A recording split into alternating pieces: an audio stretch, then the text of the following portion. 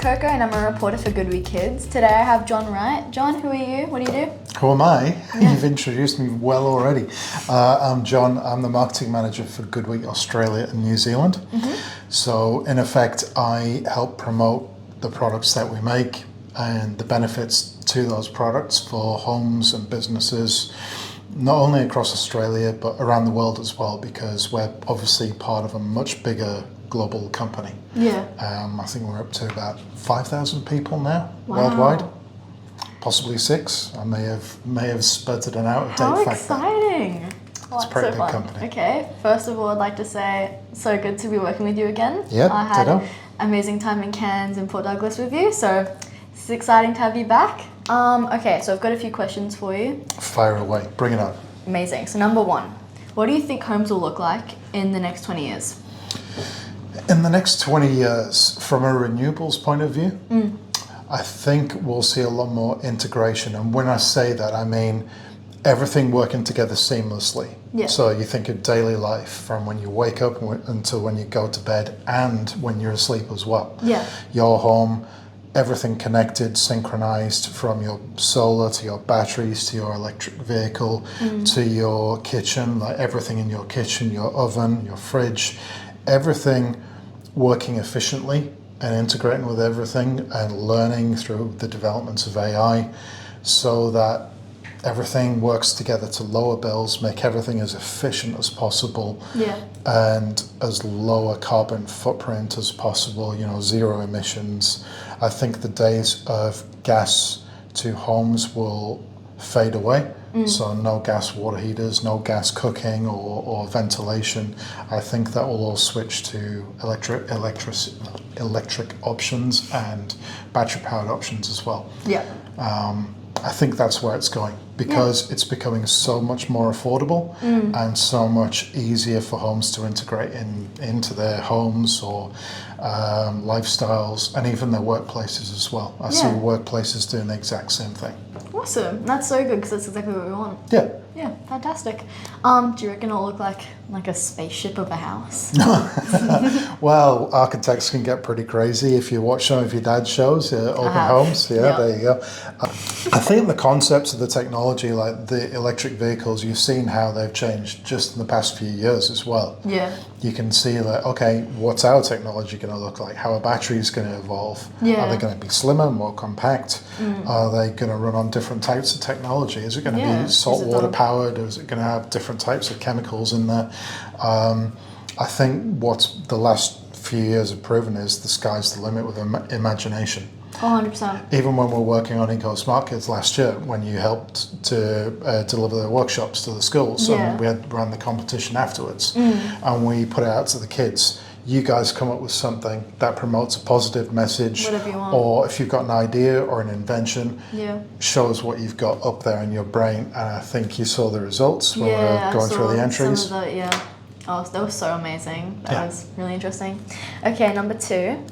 Will electric cars become normal for everyone? I think so. Do you reckon? I say that not necessarily 100% because given at the moment, you've got limitations on range for electric vehicles. True. Towing capacity. You've got a lot of people here in Australia who've got agricultural, places where they live, or they've got larger properties, and maybe they've got livestock, or they've got heavy things to tow. Electric vehicles currently, they're not really geared up for that for long distances. So you've got infrastructure issues, and I think that's what a lot of people still are trying to wrap their heads around and trust, especially with fully electric vehicles, is can I get from point A to point B and back again without having to worry about can I charge at point B? Yeah. So I think there's still a lot of people who are on the fence with that. I think again, referring back to the evolution of technology, electric vehicles have improved so much even in the past few years. They have. And a lot more people are adopting them. I think it's whatever suits people's lifestyles.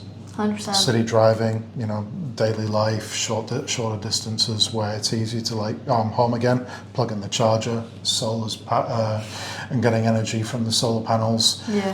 I'm charging my car for free.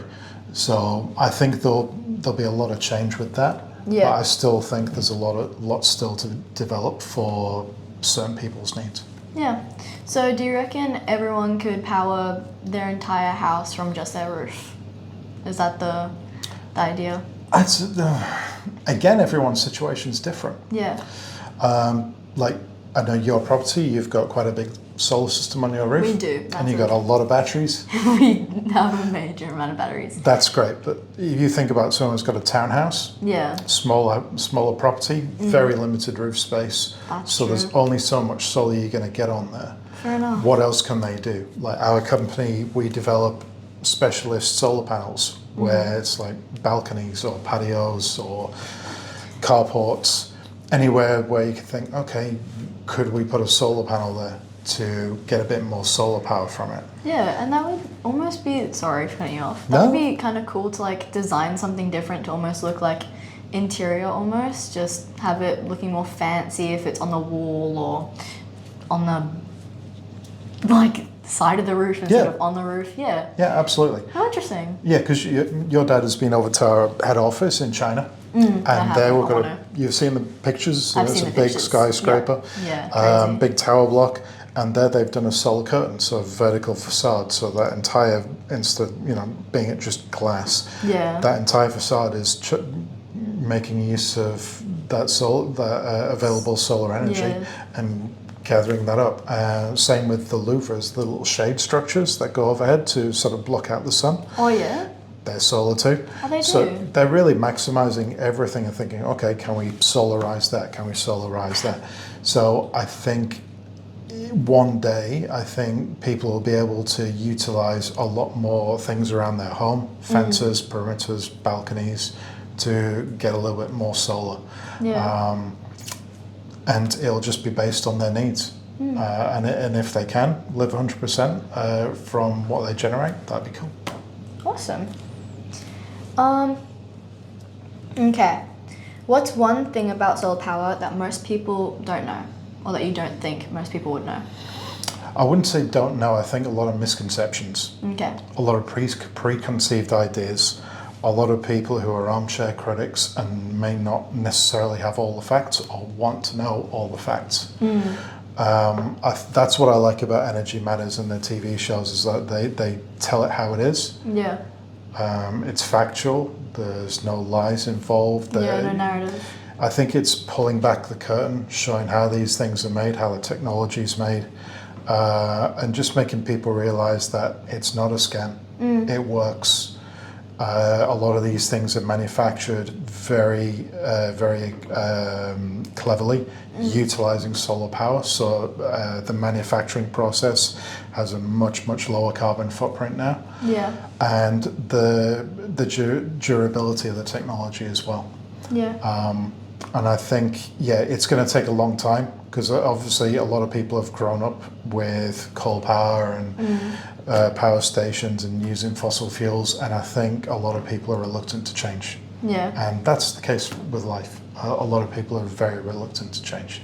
So I think the ability for people to sort of open their minds a bit more and learn about this stuff, read blogs, read the Energy Matters websites, watch the TV shows, Yeah. instead of listening to one person's opinion or biased opinion or ulterior motive. Yeah. That old adage of the social media, the great thing about social media is it gives everyone a voice. Yeah. Worst thing about it, it gives everyone a voice. So Pros and cons. Yeah, Yeah. absolutely. Nice. Okay. Why should kids care about renewable energy? Because it's the future, I guess. It's Yeah. their future, and I think through your interviews, I think the same kind of thing has been said. It's future generations. Ongoing topic. But I think people are starting to see the effects of it now. I know with another conversation you're going to have with our friends up in the Barrier Reef, Yeah. where you've been, obviously, and you've seen Yes, what I they have. do. You can see the effects that it's having. You can't ignore it. It's No. there in front of your eyes. Like barrier reefs are getting bleached. Yeah. Like, that ecosystem, which accounts for a lot of marine life and millions, I think 1 billion people's lives or something around the world, has a direct impact from the health of the coral reefs. Yeah. That's one example. You see it now. You'll meet Alex Carey later in the week, the cricket player, and even he notices when he travels around the world that temperatures are getting hotter. Some games are being called off. It's too hot to play. It's affecting sport. It's affecting kids' educations, the ability to go outside and enjoy things. Health risks. I think things are becoming a lot more noticeable in that regard. So I think kids are paying a lot more attention again because they're open-minded. We're seeing again, we're going back to eco-smart kids. They've got great imaginations. They know a lot more than people think. So I think kids are they're sponges. They're noticing stuff.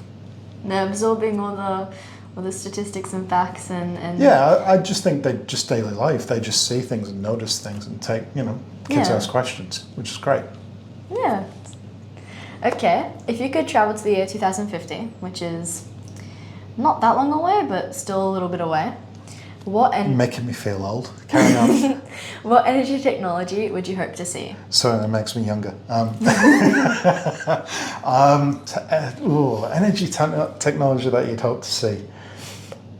From a current standpoint, it'd be great to see the ability to recycle everything that we're doing in terms of current technologies. Right. So the ability to really recycle battery technology, solar technology, electric vehicles, so that it prolongs end of life, or when they reach the end of life, there's another use for it. Instead of it just being rubbish. Get more out of it. Obviously, there are a lot of things in place now. Like our company, we take products back that are broken or they're out of warranty, things of that nature, and we repurpose. We strip out the necessary raw materials and reuse whatever we can. That's good. And hopefully, a lot more other companies are doing the same.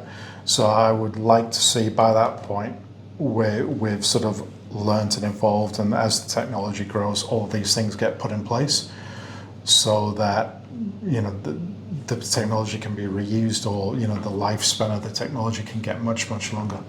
And in terms of other stuff, moon base would be pretty cool. Moon base. So cool. Girl of space. Do you have a favorite planet? No. What's your favorite planet? I'd lower the tone and say Uranus, but no, that's just going too far. Mars is cool, but I love space. It's all pretty cool. Okay, final question, the biggest one. If you could give a message to kids watching Eco-Smart Kids, what would it be? Main message. Without doing the Miss World or Miss Universe pageant answer, or world peace and all that sort of thing. I think it would be have faith in yourselves. Have faith in your ability to imagine stuff and create stuff. Don't be limited by what anyone tells you can or cannot do. Obviously, there are no right and wrong and things like that, but in terms of no, don't go down that path, or that's a silly idea. There's no such thing as a silly idea. 100%.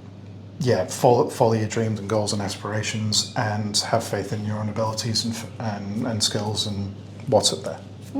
Amazing. Cool. Awesome. Well, thank you so much for joining me, John. No, thank you. Great interview. You're getting really good at this. Thank you so much. I've had some practice now. Excellent. Have a great day. You too. Thank you.